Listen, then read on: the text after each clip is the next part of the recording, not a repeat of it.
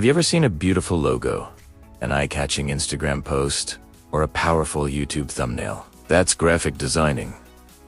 But what exactly is graphic designing? Graphic designing is the art of combining text, images, colors, and shapes to communicate a message visually. In simple words, it's about turning ideas into creative designs that people can see and understand instantly. Every logo you see, every poster, every social media post, every business card, and even YouTube thumbnails.